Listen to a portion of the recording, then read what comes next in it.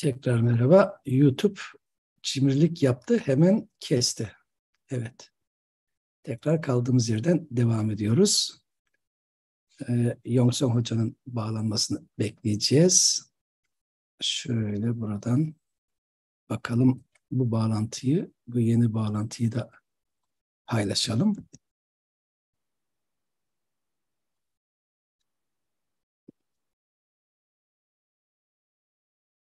Yongsong Hoca bağlanırken yeni bağlantıyı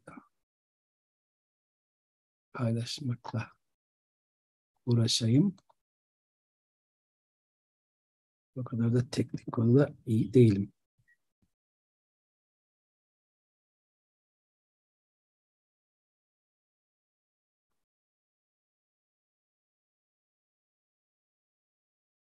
Tamam. Başlayabiliriz. Yongsong Hoca da geldi. Evet. Yongsong Hoca da geldi. Tamam. Bunu büyüteyim. Tamam.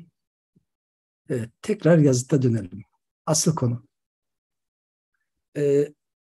Respect Hoca harf karakterinin Tunyukuk ve onun gibi daha eski olduğu düşünülen yazıtlara benzediğini söyledi. Tabii bu da doğrudur ama bütününü görmek lazım. Ne yazık ki gördüğünüz gibi buradan öte daha uzun bir yazıt olmalı ve tahminime göre öteki yazıtlara baktığımızda en az 1,5 metre, belki 2 metre daha uzasa gerek. Şu alt kısımlar çok iyi okunaklı. Şöyle geçelim. Evet. Şimdi bunu büyütmek de mümkünmüş. Büyütmeye çalışayım. Şöyle. Evet. Böyle büyütelim. Tamam. Yok. Büyümüyor. Ekran ekrana evet ancak böyle büyüyor. Yok. Böyle büyüyebiliyor. Evet, tamam. Böyle büyütülebilir. Tamam, böyle de olur. Önemli olan büyümesi. Harfleri daha da büyük görmemiz. Respect Bey, görüyorsunuz değil mi? En aşağılara gidelim. Bu benim çizdiğim harfler var. Biraz okuma denemesi yapalım. Okumaya çalışalım. Harf karakterleri bana göre evet. Mesela burada evet. U tek başına duruyor. Ama burada bir K görmüyorum. Büyük bir ihtimalle K, yani K1 aşağıdaydı. Ses geliyor değil mi? Ses geliyor, tamam. U T1, yani at harfimiz. Bu L şurası az biraz çıkacak. G, evet, G bu konuda G sol ve sağdaki çizgiler düz olması dolayısıyla Kültigin ve Tunyukuk'tan ziyade Kültigin ve Bilge Kağan'dan ziyade Tunyukuk'a benzer. Tunyukuk'ta ama birkaç harf çoklu şekiller içerir. Çoklu şekiller içerir. Özellikle S'nin, ben özel olarak Fontographer'da çizmiştim Talat Hocam'ın kitabı için. Evet. Kagan'da da yine böyle Kagan böyle gidelim. Kagan K K G ne o kadar şey görüyor. Evet, buradan ötesi nedir? Buradan öte için gözünüzü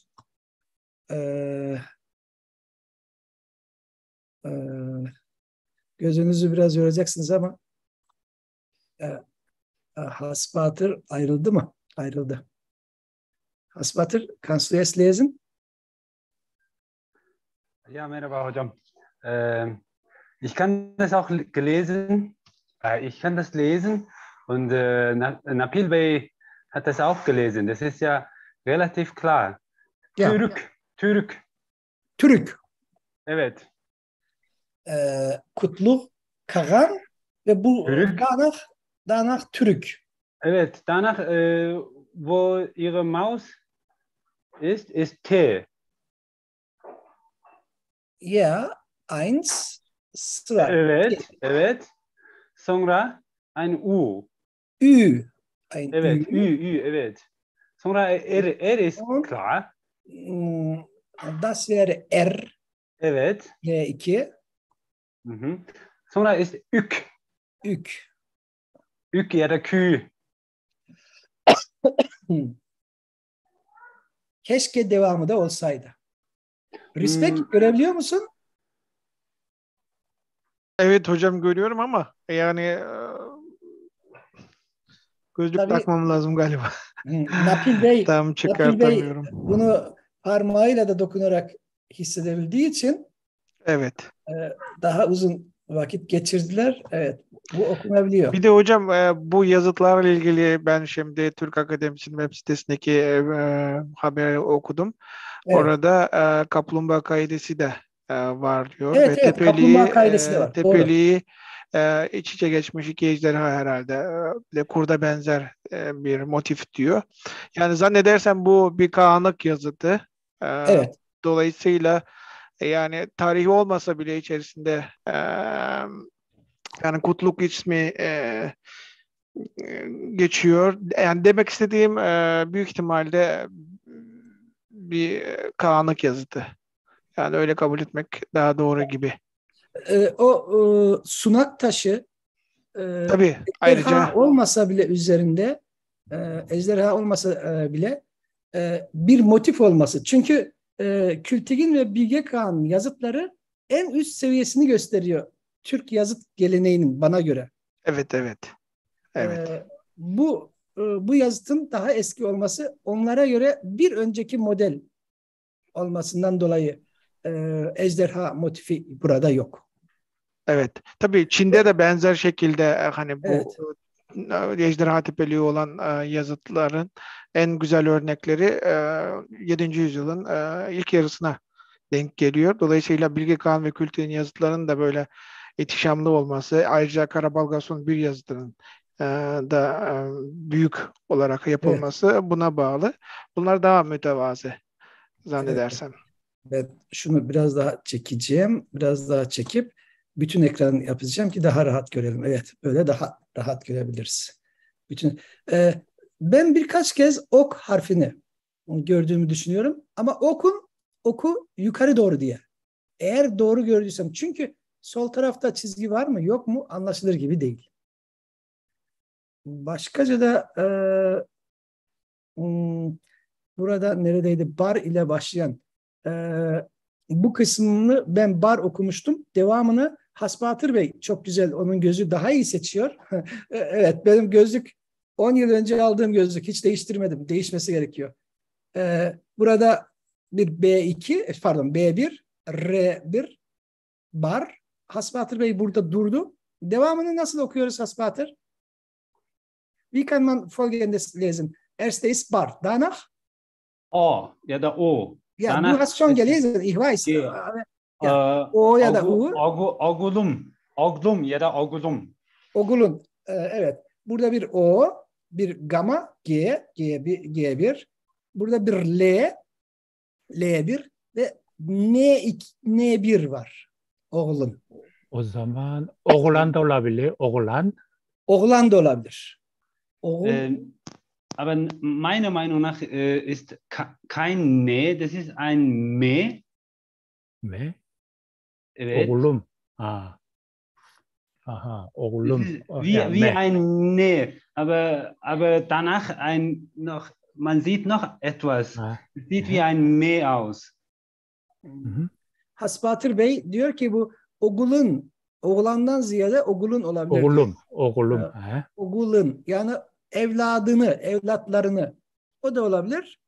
Oğlan da olabilir. Öyle de düşünülebilir. Ben O, oğlan da olabilir değil mi Lee? ya da bu değilse ama bu B ise oğlumlu. Me Ama olursa ben buradaki ne bir görüyorum.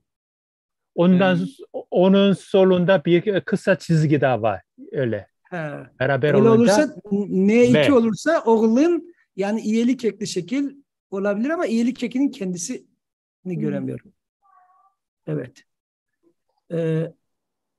Bunları bu şekilde bunları da bir daha büyütebilirim. Hı. Burada evet.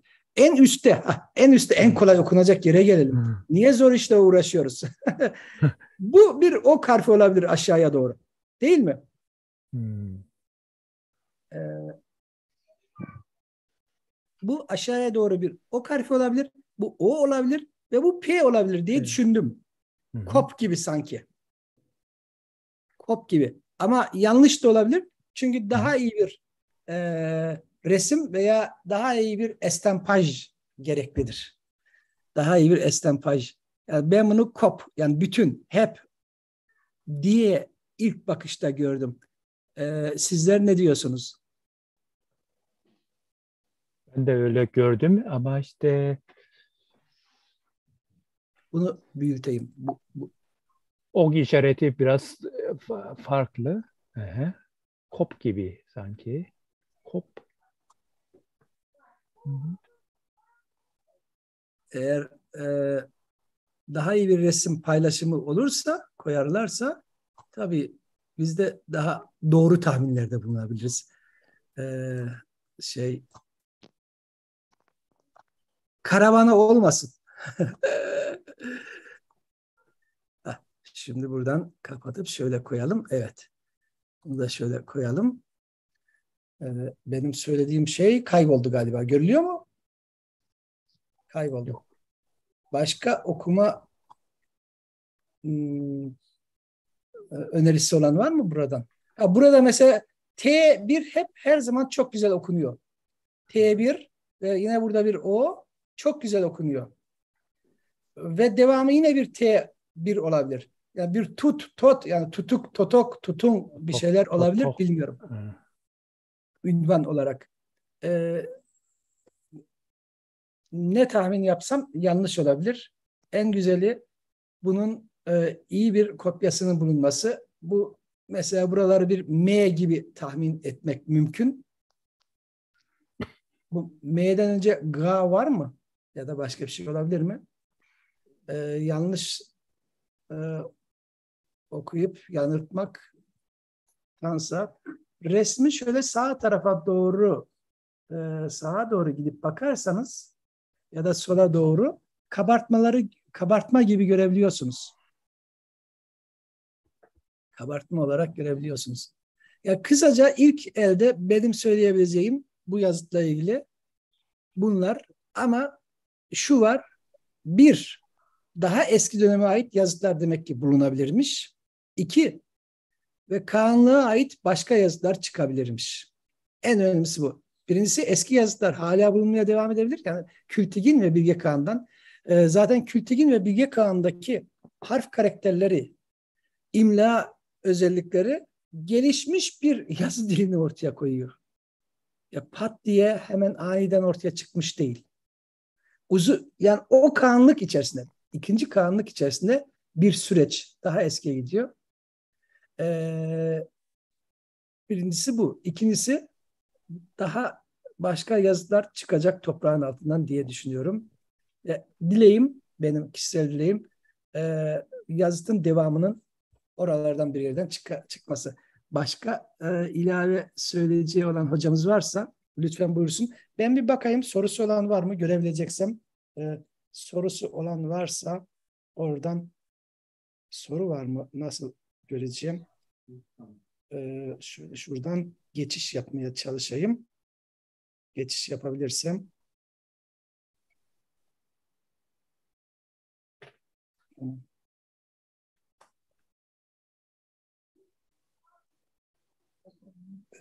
Geçemedim. Bana bir soru soruyor. Tamam. Ben nasıl oldu? Bir şey oldu. Çıktım mı? Kendime mi çıkarttım? Bir şey oldu. Evet. YouTube'u görmeye çalışıyorum da soru var mı diye göremiyorum demek ki. Nasıl geçtiğimi Zoom'a geçmişim. Yanlış yapmışım. Yanlış yaptım. Zoom'a geçmeye pardon, YouTube'a geçmeye çalışıyorum. YouTube varsa gönderirsen tamam. Böyle buradan bakalım. Soru varsa, burası kayboldu. Ee, evet.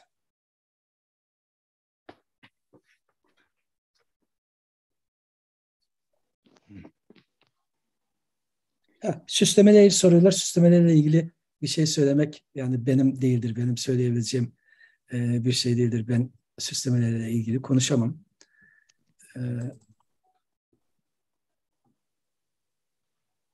Evet. Süslemelerle ilgili bir şey söylemek bana düşmez. Başka kazı alanı ile ilgili sorular var. Bunu da Türk Akademiyası cevaplamalı. Bu yazıtın önemini söyledim.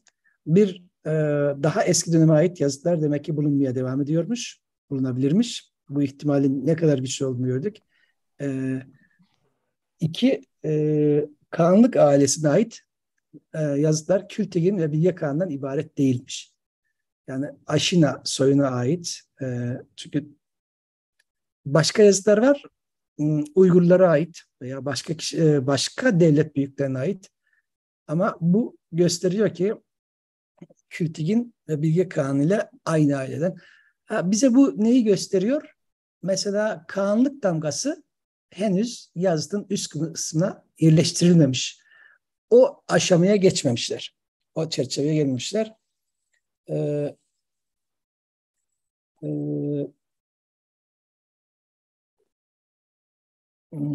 Yazıtın içeriğiyle ilgili yorumlarda bulunmak çok güç. Ancak tek tek kelimeleri okuyabiliyorum. Tek tek kelime okuyabiliyorum. Bir de harfler okuyabiliyorum. Kapatmadan önce sizlerin söyleyebileceği başka şeyler var mı? Respect var mı başka ilave edeceğin? Hocam teşekkür ederim. Tekrar. Ben teşekkür ederim. Yani umarım en kısa zamanda bu yazıtın kopyasını hazırlayıp bizlere sunarlar Türk Akademisi. Ve asıl mesele bu yazıtın esas gövdesinin bulunması. Sizin de dediğiniz gibi büyük ihtimalle oralarda bir yerde yatıyordur. Çünkü tepeliği var, kaidesi var. Dolayısıyla orta kısmında mutlaka olması gerekir. Yani 693'te bu kompleksinin, külliyenin inşa edildiğini söylüyorlar. Mesela Klaştorni vesaire ama bakalım. Umarım bu Kutluk Kağan'ın yazıtı çıkar. Ve dediğimiz gibi bir katkı olur Türk runik bilimine. Teşekkür ederim. Heyecanla ayrıntıları bekliyoruz. Evet, ben teşekkür ederim. Ceyhun, do you like to add more somethings about Turkic inscriptions and the history of Second Turkish Kaghanate? Lee, tercüme edebilir misin acaba? 한국어로 하십시오. 제가 뭐 조금씩 터키어를 옮길 테니까. 예.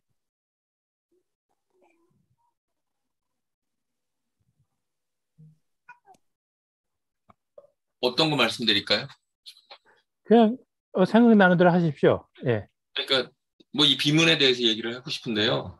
예, 비문에 bu yazıt hakkında bir şey söylemek istiyor. 예. Evet, çok güzel. 예. 네, 저는 형식적인 면에서 보면 킬택인 비문 이후에 들어온 양식에 따른 거로 보여요. Kanımca işte Kültigin yazısından sonra gelen bir stile uymaktadır diyor. Kültigin'den sonraki. Evet. Kültigin sonraki dönem. 그러니까 비문 만든 게 중국 양식을 본뜨고 있거든요. Çünkü bu yazıtın stili Çin stiline uymakta. 그리고 그 제사 양식의 그 불뗀 건가 돌 모양 있잖아요. 그것도 아마도 그 킬택인 양식을 따른 것 같아요. 제가 보기에는. 근데 şu orada sunak taşı mı oradaki bu? Sunak taşı vardı, evet. Sunak taşı vardı. Sunak taşı da Kültigin'inkine uymakta. Çok benziyor. diyor. Evet, değil benziyor, mi? Çok benziyor. Evet, ben de ona dikkat çekmiştim. Evet. 그래서 그러니까 이제 자체적으로 만들다 보니까 이 새기는 기술이 많이 떨어진 게 아닌가. işte kendileri işte taklit ederek böyle yapmaya çalışınca daha kalitesi düşmüştür diyor. Kalitesi daha düşük çıkmıştır diyor. 뭐 일단은 좀 뭐 비문 보면서 든 생각이 그렇거든요. İşte bu yazıda bakınca ilk defa akılına bu gelmiş işte. 그러니까 Yani 이것을 만든 사람들은 그 튀르크족이 그대로 그 퀼틱인에 있는 거 그대로 흉내냈다는 거죠. 흉내내면서 만든 것 예, 같다고 저는 나중에 그렇게 근데, 생각을 해요. 예. kendisi ise şöyle kısacası şöyle Kültigin yazısını işte taklit ederek Türkler öyle yapmıştır diyor. Daha sonra böyle yapmıştır diyor. bu Öyle işte çok farklı izlenim. ve yeni bir görüş. Türk Akademiyası'ndakilerin yaptığı açıklamadan çok farklı ve yeni bir görüş. Ben hiçbir şey söylemiyorum bu kadar. Söyleyemem.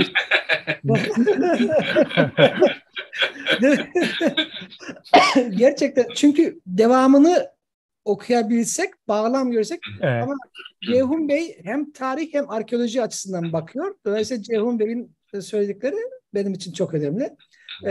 İlaveten Çin tarihini, kültürünü oradaki yazıt geleneğini de biliyor. Ceyhun Bey hep arazide çalıştı. Hatta 11 yıl oldu değil mi? Birlikte Orhon Vadisi'ndeydik Ceyhun Hoca'yla. Evet, 11 yıl geçti. 2011년도에 같이 있었죠. 그 오로콘강 쪽에 같이 예. Evet. Daha bir hafta önce ben aynı vadide yine Gerkamp, yurt kampta kaldım. Bir hafta önce yine oradaydım. Çok bir şey Ben de değişmedi. izliyorum. Korona için gitmedim. Evet ama Ulanbator'da her yerde Koreli vardı. Yongson Hoca'yla Evet, gitmiştik. evet. Her yerde Koreli var. Hatta Ulanbator'da en son açık lokantalar akşam Kore lokantaları. Moğol lokantaları erken kapanmıştı. Evet. Hasbater, hast du noch etwas zu sagen?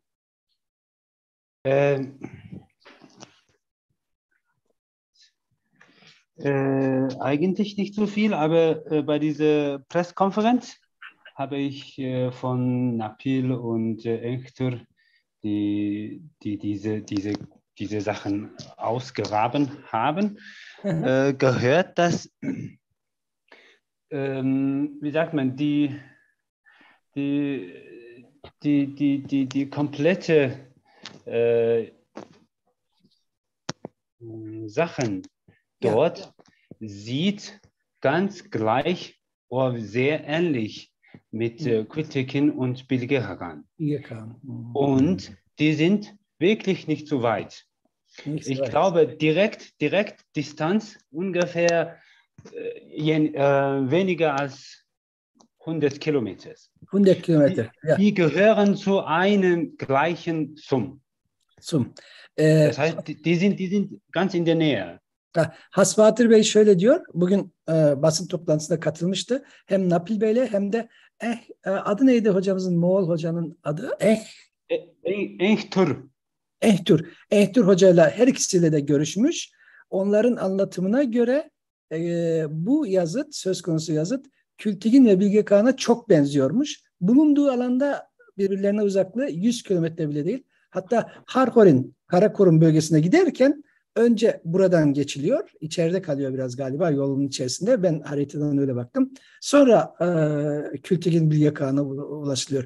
Yani eskiliği konusu dolayısıyla Ceyhun Hoca'nın da notlarına göre o zaman soru işareti taşıyor. Erken olacak eskiliğini söylemek demek ki biraz eski olduğunu söylemek erken olacak. Ben başka katılan oldu diye görmüştüm. Engin Hoca katıldı çıktı mı acaba? Başka katılan hocamız var mı?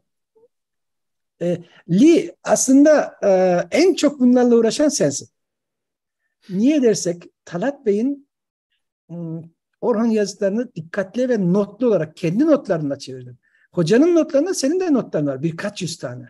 Tunikuk'u çevirdin ve son 10 yıldır her yıl bir ya da iki tane satırı düzeltiyorsun. Senin bu yazıtla ilgili yorumun, görüşün neler var ilk bakışta?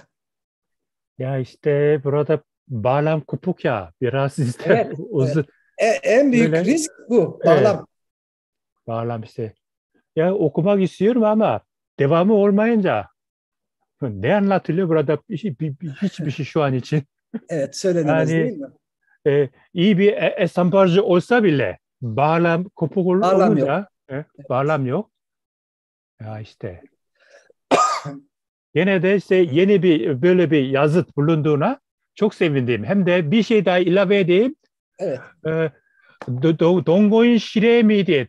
Evet, Dongoin Şire, Sühbatır Aymak'taki ya Dongoin işte Şire. Evet. ben ekleyeceğim. 2018'de ben oraya gittiydim. Saatlerce uğraşarak gittiğimde ne gördüm? Toprak sadece. Toprak. Yani Her şey gömülü oldu. gömülü.